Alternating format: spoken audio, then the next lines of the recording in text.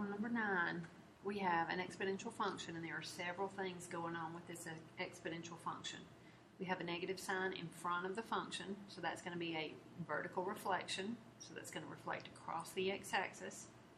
I have an x plus 2 as an exponent, so that plus 2 that's happening, what I say, is inside the function. It's up in that exponent, so that's going to be a horizontal shift.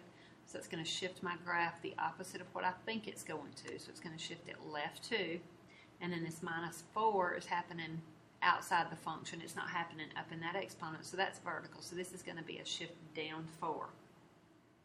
So I have a shift of left 2. So I'm shifting left 2.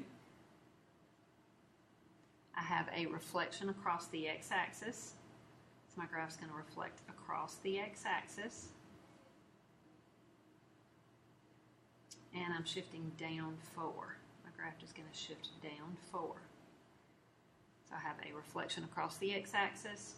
My graph's going to shift to the left 2, and it's going to shift down 4. I always come over to the side and I draw my original. Here's the original, and then I do it to it, whatever's going to happen to that.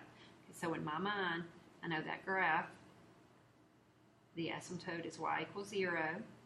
This graph is going to reflect across that x-axis, so my y-intercept is now down at -1. My graph's turning upside down. So now I don't have the original, I have my reflection. Now to that reflection, I'm going to shift left 2 and down 4. Now in reality, algebraically, I'm not doing my shifts and reflections correctly. The way I wrote it down here is the way it happens.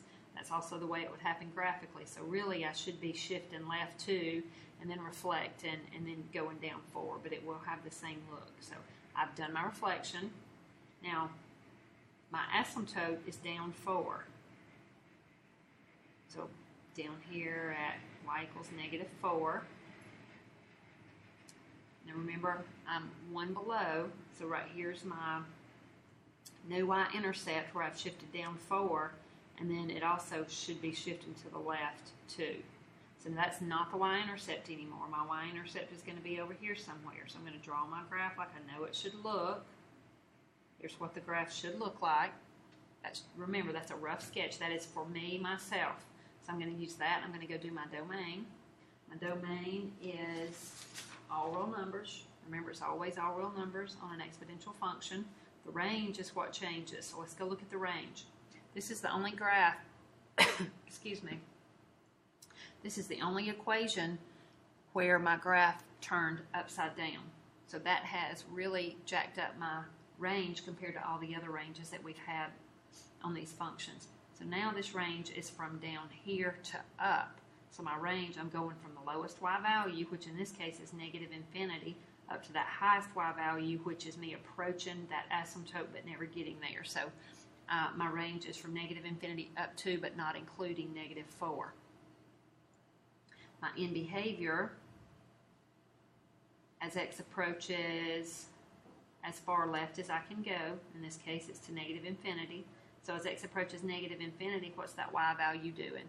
It looks like it's trying to go up, but it's never going to be able to get above that asymptote. It's actually not even going to get to that asymptote, so it's going to be approaching that asymptote of -4. I didn't put f of x approaches. Make sure you're putting that on there. As x approaches -infinity, f of x approaches -4. Now go the other way. As x approaches positive infinity, f of x is going down, down, down. So as x approaches positive infinity, f of x approaches -infinity. And the graph is decreasing. From left to right, my graph's going down, so it's decreasing. On number 10, we have f of x equals negative log base 3 of x plus 2 minus 2. So I have a reflection across the x-axis. I have a horizontal shift of to the left 2, and then I have a vertical shift of down 2. So my graph shifts left 2, reflects across the x-axis,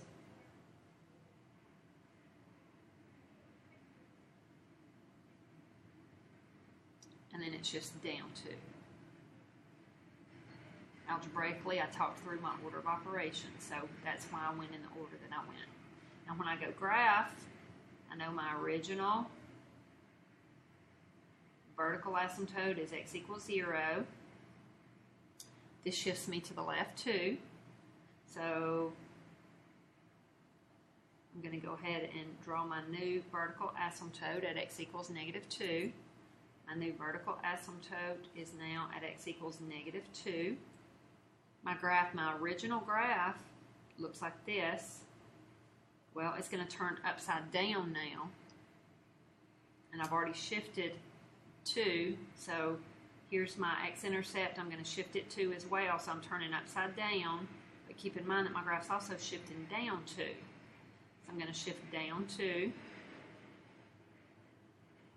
And then I'm just going to swoop it.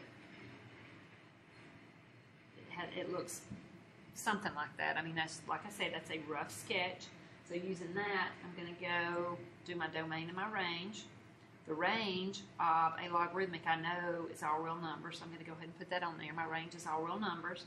My domain is as far left as I can go. Well, in this case, it's -2, not included, to positive infinity.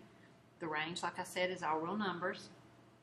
The asymptote on a logarithmic function is always x equals something, so x equals -2.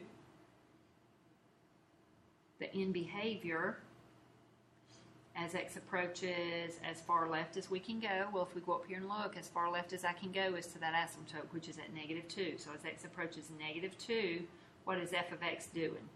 F of x is approaching, it's going up, so it's approaching positive infinity. And go the other way, as x approaches positive infinity, f of x is going down.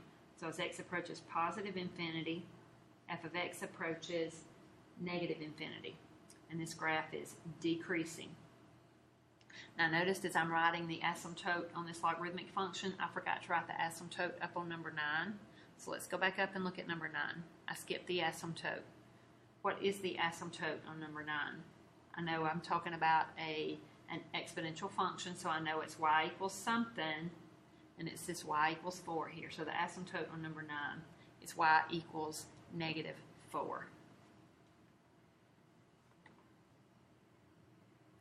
Please make sure that you look through, you check these answers, and if you have any questions, please don't hesitate to ask me in class on Thursday.